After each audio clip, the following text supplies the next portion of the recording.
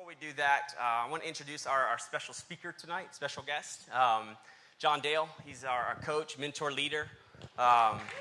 John, before I let you up here, I'm going to have to embarrass you a little bit. Come on up. You can come on up. I just want to say thanks, man. When Kelly and I, when we raised our hand, we didn't know what the outcome was going to be. We were, to say the least, we were hanging on by threads. And how are we going to step out in faith and help impact others? And then we had the opportunity to meet you and Sarah and hear your story and just see the impact that not only God has had in your life and REBOOT, but moreover, the passion that you had for getting this out to every city in this country, knowing what it can do for veterans. So thank you, ma'am. Thank you.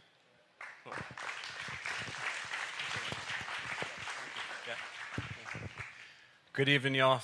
Thank you for having me, Matt. And I'm going to keep it short because I came here to celebrate with y'all and to hear some stories. I love hearing stories, so I'm going to keep it short. Just going to share my story real briefly, give the course grads some encouragement, and then a challenge.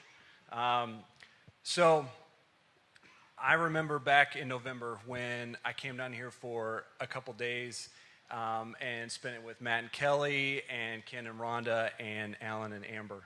And we hung out in their living room and we went through all that goes into facilitating this course. And there's several parts to it, right? But more importantly, I got to know them and they are awesome people. And then I got to spend even more time with just Matt and Kelly. And it reminded me about how I got started in this back in late 2014. So at the time, I had been working for the Department of Homeland Security up in Washington, D.C., and if you would have looked at the outside, things looked really good. Like I had a solid job, I was doing really great, but if you would have peeled back the curtain just a little bit and stuck your head in there, it was a hot mess. I was not a healthy person, neither was my wife, and certainly neither was our marriage. And about that time, my wife, she's an artist, gifted one, and she was doing a research project on veteran spouses. And she came across REBOOT Combat Recovery in her research. She called the executive director, got some more information. And then she was telling me about it in the car, and I immediately knew that we had to do this. We had to start a course. And much like Matt and Kelly, there weren't any courses near where we lived. We were in the Washington, D.C. area. There wasn't anything there. So in order for us to get the help that we needed, we had to start a course, right? And back up just a little bit. So I'm an Army veteran. And my last deployment was to Iraq in 2005. I led a convoy team there and got hurt. And what happened after that was something that I did not want to happen. Got put on a permanent profile, got dumped into the medical discharge track, and then a medical retirement. And so, I was struggling with the post-traumatic stress from combat, but more for me was that identity piece. Right? And that's something that we talk about in our course. And that crushed me when I couldn't wear the uniform anymore because I loved being an NCO, I loved leading soldiers, and I was really good at it. And so I didn't know what to do with myself. I was just out there flapping. And I was using alcohol to numb the physical and emotional pain. Still have the physical pain now that unfortunately has not gone away. But I ended up creating an environment of fear at home. And so my wife was desperate to find something that would help. So when she heard about this organization, she knew that we needed it, and so did I. So we called the staff. They came up and trained us, just like I spent some time training the team here. And so we started our first course. It met in our living room. And it was amazing to see the healing that God did in our lives and in the lives of the people in the course. So much so that it impacted me enough that I knew that I had to take a bigger role in this effort.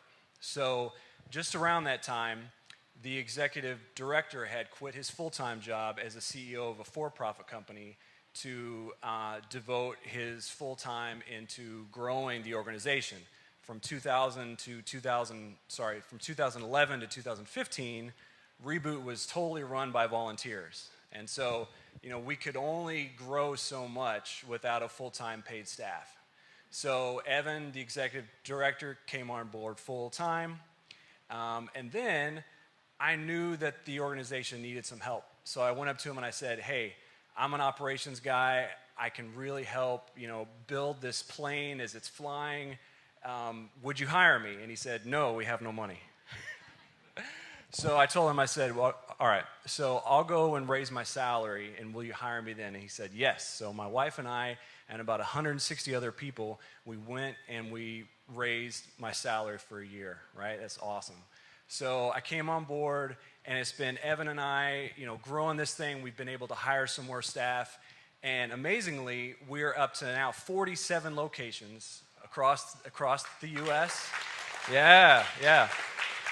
Across 22 states, and I think we've gotten to 1,600 people that have completed this course so far since 2011. So we're continuing to grow, and I'm so thankful that I get to do this full time. And just to kind of put a bow on this is that Matt alluded to this a second ago, but God has this crazy way of helping us find purpose in our pain. And it's not that God caused the pain, it's that if we're paying attention and if we're listening, that He can help us find a purpose in it. And so God did that for me, right? Because I thought I was done. I had struggled with suicide. My wife and I were separated a couple times, and we had started the divorce process, and I thought that was it for me, right? But God showed me a different way. And so I'm not saying that you all need to quit your jobs and come to work for REBOOT because we don't have the money to pay you. So that's not what I'm offering. But this gets me into my next part, is the encouragement, is that if you haven't seen it already, there is a purpose in your pain. And a lot of the folks that go through the course, they come out on the other end and they're able to see that, or they're able to see things just a little more clear. So if you don't already see that now, just wait. Be patient, listen for that, and next few weeks, next few months, you're gonna start to see what that might look like. This course is hard. For the folks in this room that haven't gone through the course, it's hard. This is some hard stuff. And for the course graduates that are here tonight, if you all put in the work and you sat with the tension and you work through it, you did something that is really hard and to be commended. And so I congratulate you. I just want to give you all a hand for that. That's awesome.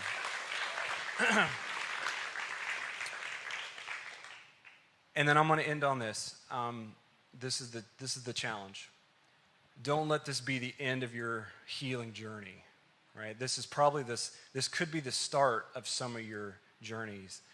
And don't stop here, And my question for you tonight is, what's next? What's the next thing for you? Do you need more healing in spiritual and moral wounds that you need to go back through the course again? There's no shame in that. There's people that go through the course 2 or 3 times before they get to a point where they're ready to move on to the next thing. Have you experienced enough healing that you're ready to come back and be a leader in this course to help the team out? Are you ready to start a new course in another location? I talked to a guy earlier that is interested in that, right?